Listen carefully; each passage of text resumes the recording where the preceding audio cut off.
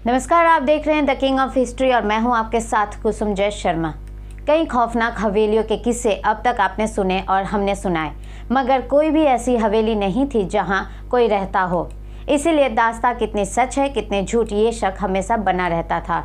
मगर आज जिस हवेली में हम आपको ले चलेंगे उसमें रहता है एक परिवार और साथ में रहती है रमिया, जिसे मरे 200 साल का वक्त गुजर गया।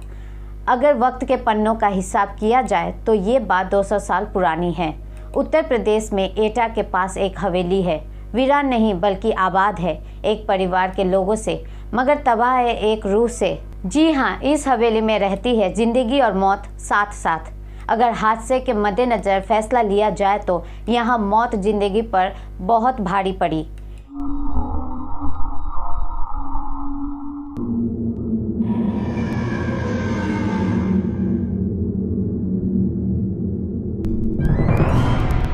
शामगीर आई थी।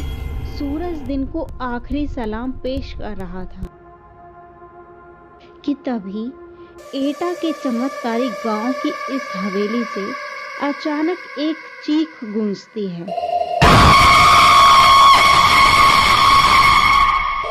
आवाज किसी लड़की की है, कहती है मुझे हवेली से मत निकालो, ये मेरा घर है, वरना मैं तुम सबको बर्बाद कर दूंगी।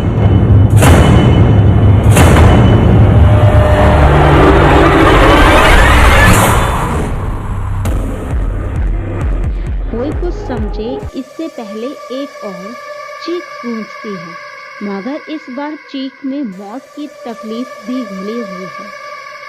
पानी पानी कराहने की आवाज के साथ कोई लड़की पानी मांगती है। ये वाकई कहीं और होता तो शायद कोई ना कोई तो मदद के लिए आ भी जाता।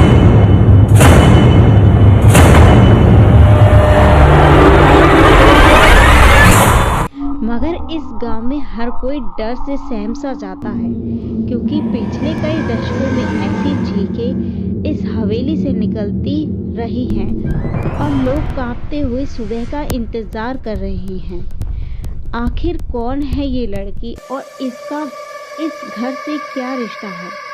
क्यों दिन ढलते ही इस हवेली के पास से होकर गुजरने वाले रास्तों पर कब्रिस्तान का सन्नाटा पसर जाता है और एक अजीब अनमनी सी लड़की इस हवेली में भटकती दिखाई देती है।